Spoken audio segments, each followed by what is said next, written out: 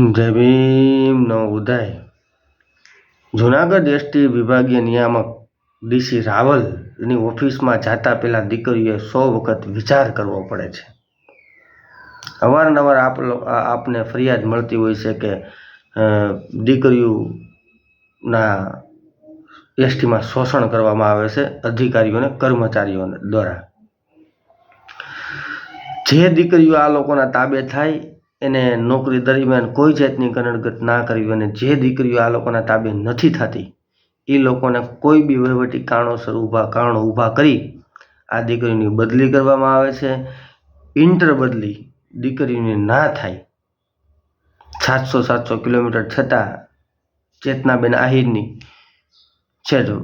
જેતપુરથી વલસાડ ખાતે બદલી કરવામાં આવે છે. જીએમ ખુદ એમ કહે છે, જનરલ મેનેજર ખુદ એમ કહે છે કે કોઈ લેડીઝ કંડક્ટર હોય કે લેડીઝ હોય એની 700 કિલોમીટર ઇન્ટર બદલી ના થઈ શકે.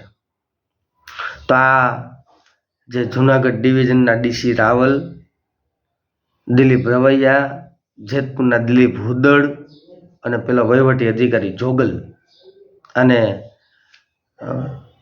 ડીટીઓ ખાંભલા, આપણે તો કોઈ વાત કરી નથી.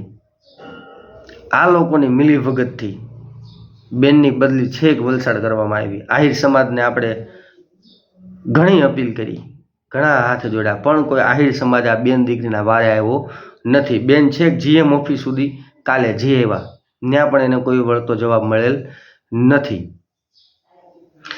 આ જે ડીસી રાવલ છે, આ ડીસી રાવલની ઓફિસમાં જાતા પહેલાં દીકરીઓ 100 વખત વિચાર કરવો પડે છે. એવું આપને અલ્પેશભાઈ સોંધરવા, જે મારા સામાજિક કાર્યકર મિત્ર છે, એક એસટી બસની અંદર મુસાફરી દરમિયાન બે દીકરીઓ, બે એસટીના કંડક્ટર બહેનો એવી વાતો કરતા હતા કે એસટી જુનાગઢ વિભાગીય નિયામક વડાની ઓફિસની અંદર જાતા પહેલાં આપણે ઇજ્જત સાચવીને જવું પડે. આપણી સામે એવી નજરથી જોવે છે કે જાણે આપણે ખાઈ જવાના હોય. આ અલ્પેશભાઈના મોઢેથી તમે સાંભળો.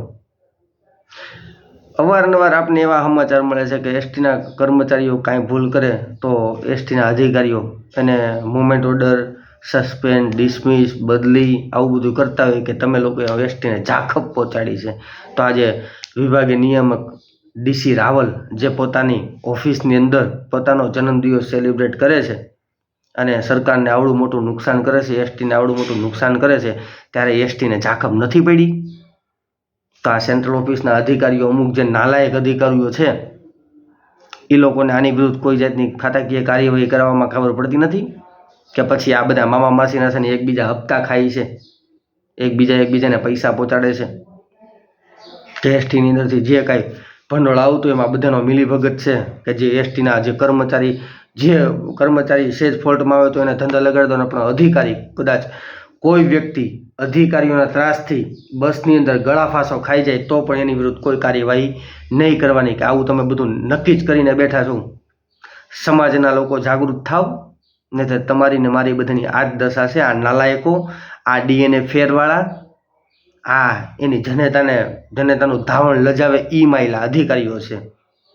એટલે તમારે ને મારે સમજવાનું છે આ જે ડીસી રાવલ છે ને એની જે કરતૂત એની જે દીકરીઓ પ્રત્યેની લાગણી છે ને અલ્પેશભાઈના મોઢેથી સાંભળો. જય ભીમ, નમો બુદ્ધાય. જય ભીમ અલ્પેશભાઈ. જય ભીમભાઈ નરેશભાઈ. તમારો ફોન આવ્યો તો પણ હું થોડોક દવાખાનાના કામમાં હતો એટલે પછી કઈ વાત નહોતી થઈ. બોલો શું હતું? હવે નરેશભાઈ મેટર એવી હતી કે હું થોડાક દિવસ પહેલા દવાખાનાના કામકાજ માટે જુનાગઢ જતો હતો.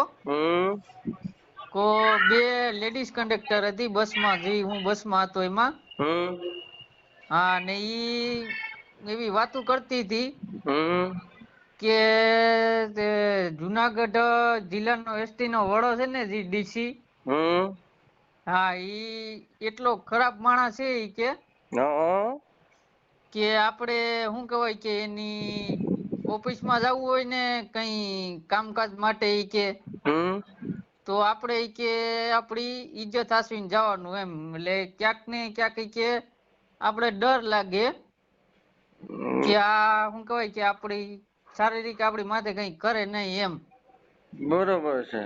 એટલે હા આવું કોણ વાત કરતું હતું? એસટી ના કંડક્ટર, લેડીઝ કંડક્ટર? હા, 2 લેડીઝ કંડક્ટર હતી, ઈ વાતો કરતી હતી આવી. એટલે એ બસ હતી, એ બસ ક્યાંની હતી? બસ જુનાગઢ જાતી હતી. બરોબર, તમે બસ માં હતા એમ ને? હા, ને હું ઈ બસ માં હતો.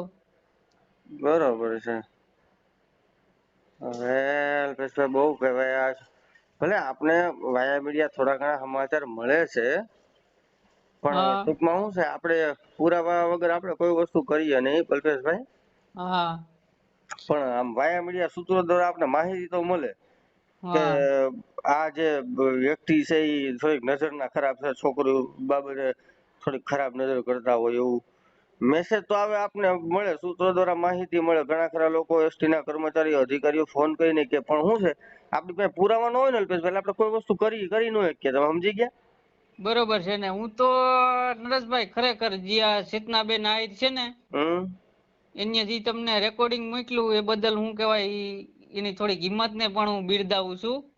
પણ હિંમત વાત સાચી છે. તો ચેતનાબેન જેમ હિંમત કરી એની ઉપર અત્યાચાર થતા હતા, અવારનવાર ફરિયાદો કરતા, અને હા, એને આજે જે આપણા સુધી પુરાવા પુગાડ્યા. હા, એને તો જો કે આપણે ઓન રેકોર્ડ બધા પુરાવા મોકલ્યા છે, આપણે બધું કર્યું છે, અને હા આપણે ટૂંકમાં શું છે, પછી આપણે તર્ક કરીએ ને હકીકત શું હશે. હા, એટલે અને કઈક ને કઈક આ વાત માંથી એવું જાણવા મળ્યું કે આ જે અધિકારી છે ને, એ કઈક ને કઈક જુનાગઢ જિલ્લા એસટી વિભાગના કર્મચારીઓને શારીરિક રીતે, માનસિક રીતે હેરાન કરે છે. બરોબર છે, પણ આજે આ તો અત્યારે તો ફલિત કેવું થઈ છે કે આજે તમે અત્યારે વાત કરી એસટી ના જે કંડક્ટર, જે લેડીઝ કંડક્ટર છે, એ આવી વાતો કરતા, જો કે એને ખબર ન હોય કે તમે સામાજિક કાર્ય કરો છો, એટલે નતર તો એ વાત જ ન કરે, કેમ કે છોકરી બિચારી ડરે ને કે ભાઈ હા, કદાચ અમે નકર તો કાંઈક એ વાત જ ના કરે ને. આ તો એને ખબર ન હોય કે તમારે અલ્પેશભાઈ સામાજિક કાર્ય કરે છે, એ ખબર ન હોય, નતર તો એને પૂછવું જ તું બેન ને. પણ તમે પૂછો તો કઈ બી છોકરી ક્યાંય ને, હું કામ કે જો કદાચ આ છોકરી તમને કહે ને, તમે કદાચ ક્યાંક એવું કઈ કર્યું હોય ને, તો એ છોકરીઓને બિચારીને તકલીફ થાય. કેમ કે જેમ આ ચેતનાબેન ને હાલ તકલીફ થઈ છે ને, એવી રીતે એ છોકરીઓને ક્યાંક ને તકલીફ ક્યાંક થાય. શું કહેવાય, એને એની જોબ નો ને એની માથે ક્યાંક ખોટો થાય ને એવો બધી બદનામી નો એને ડર લાગે. હા, લાગે ને, એમ થાય ને અલ્પેશભાઈ. હા બરાબર છે. હવે વિચાર કરો, આ છોકરીઓ ઈ અંદરો અંદર વાતો કરતી હશે, તો હકીકતમાં એ બાબતે કઈક ઊંડાણપૂર્વક જો જાણવા મળે તો કઈક નો કઈક તથ્ય હોય. હા, એમને આમ તો છોકરીઓ વાતો ન કરે ને. ના કરે ને. હું તો કઉ છું કે ખરેખર આવું ક્યાંક ને ક્યાંક બન્યું છે. બન્યું હોય. હા, ને હું તો જુનાગઢ જિલ્લાની એસટી ની અંદર જેટલા પણ કર્મચારી છે, મહિલા છે, પુરુષ છે, ઈ બધાને કેવા માંગુ છું કે તમારી જાતે અધિકારી અન્યાય કરે છે, તો એના પુરાવા અમારા સુધી પુગાડો, નરેશભાઈ સુધી.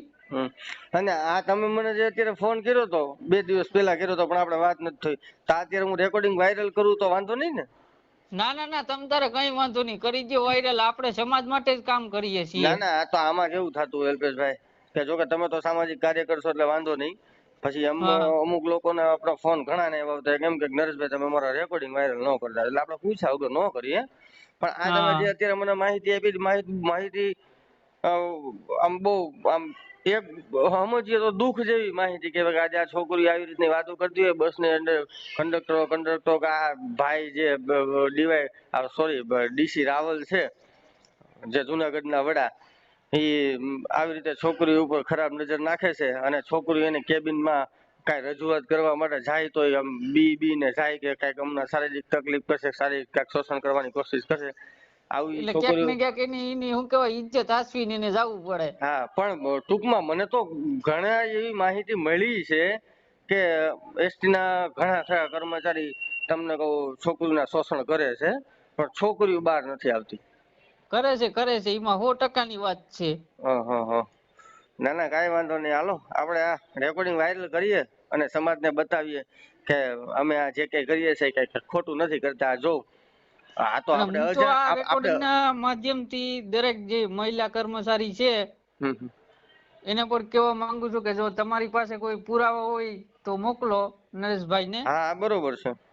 જેથી કરીને હું આ અધિકારીને આપણે ખુલ્લા કરી શકીએ સમાજમાં. હા, બરોબર છે. બરોબર ને ભાઈ? ના ના, બરોબર છે. તમ તારે કાંઈ વાંધો નહીં. આપણે આ રેકોર્ડિંગ વાયરલ કરીએ. હા ભાઈ, ઓકે, વાંધો નહીં. હાલો, જય ભીમ. જય ભીમ, જય ભીમ.